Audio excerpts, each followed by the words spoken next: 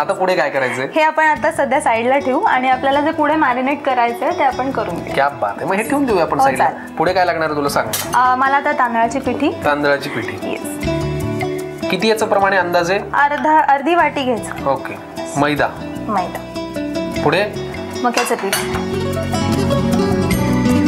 मिरपूड बघा किती लागणार आहे. घाल अख्खी घाल. सगळी घाल.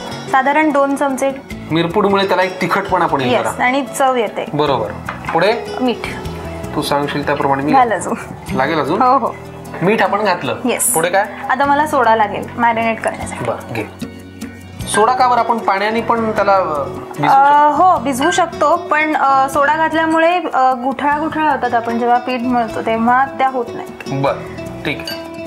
आता आपण त्याला हवा तो थिकनेस त्या पिठांना आलेला आहे सोडा घातल्यामुळे. हो. आता काय करायचं मग पुढे? आता या सगळ्या भाज्या याच्यामध्ये टाकायच्या. बस बस. पुरे हे तळून घ्यायचं. अशा या सगळ्या भाज्या आपल्याला तळून घ्यायच्या. बरोबर. वा वा. आणि मग त्याचं परत एकत्रित असं मिश्रण करायचं का? त्याच्यावरती गार्निश. आणि हे पालकाचं काय काम आहे मग? पालक पण ह्याच्यामध्ये तळून घ्यायचा. आणि पालकाची गोष्ट अशी आहे की तो पूर्ण पालक घ्यायचा आणि तो तळायचा. चला आपण डीप फ्राय करून घेऊया. चला तेलही गरम झालेलं आहे. आता छान भाज्या तळून होत आहेत. मला वाटतं ह्या सगळ्या रेसिपीमध्ये हे बॅटर खूप महत्वाचं आहे, ज्याला मिरपुडीची चव आहे. बरोबर ना? आता एक पालकाचं पान पण आपण घालूया. हे आधी काढून घेऊया मग पालकाचं घालूया. बरं ठीक आहे, हरकत नाही.